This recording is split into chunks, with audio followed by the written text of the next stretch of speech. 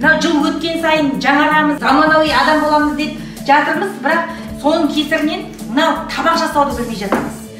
Бір тойда бір табақ жасайтын адам жүреді әйтеуір. Жалдап та келіп жатады, туысқандарын сүйреп те апарып жатады ауылдан. Солай ғой? Мен ғой сол жерде жүреді. Иә, соның бірі мәди сол жерде жүретін. Енді мынау табақ жасауды әйелдер де білу керек. Үйге келіп жатқан адамның алдына қандай ас қоямыз, табақ не тартамыз дегенді кейде білмейміз. Сондай ғой, мысалы мен біреулермен келе жатсам, ет ас қой десем не саламын дейді. Мен айтамын, мен басым саласың. Сый табақ. Қандай неден бастаймыз? Қандай табақ жасаймыз қазір? Мысалға үйге бір жездем келді мысалға. Ақбем келді. Ақбем келді, құдам келді. Ішінде інім бар. Сол үшін 4-5 адам келіп қалды үйге ше. Соған асатын табақты көрсетсе. Ал мынау жамбас міне. Жамбас кетті. Иә, бұлар сыйлы кесілген бұйрығымен қосылып жамбас. Одан міне асықты жілік. Қасына жүреді. Қасында жүреді. Мынау қызыл. Өзі үшеуі бір жерден шығады ғой, бір жамбаста тұр. Төс күйеуі. Еті көп болғаннан кейін ба, төс салған кезде мына жерде сүрчөк дейді. Сүрчөкті кескен кезде ұшын кесіп тастайды ұшынан. Ол сүрчөк деп неге айтқанда өзім ойым, сүрчөкті кесіп безді алып қойып алды. Мінекей, біраз смет дайын болды. 5 омыртқа дейді ма, жылқыстағы дәу болады. Омыртқа қосылады, жергілікті қосылмайды. Сорпа маңызды болсын деп құйрықтан жіберді. Қосылай салмайды, кесіп салады ғой. Бірінші табақта қосылып тұрады сыйлы болады. Мына кісілер келіп қалды ғой, көршіден ұят болмасын деп шақырасың, қосасың, жауырын ал.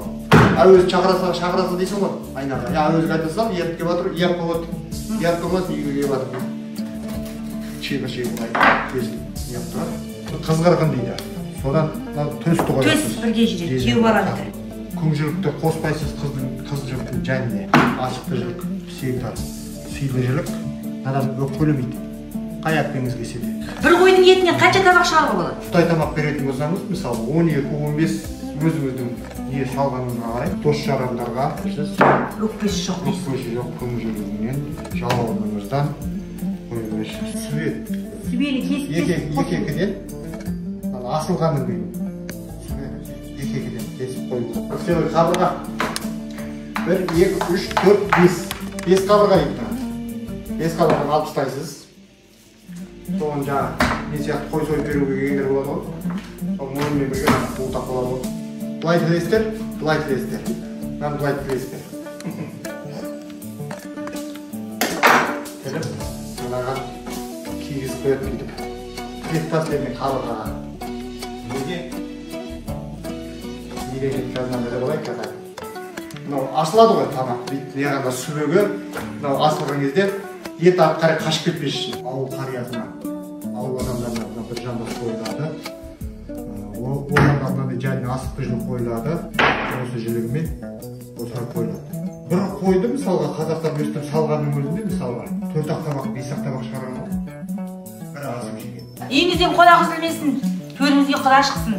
Азы болса, көмек болсын, ақпарат болсын деп айтып жатқан жайымыз бар. Әрине, бұның барлығының басында бас бар. Иә? Бәрінің басында бірінші бас жүреді.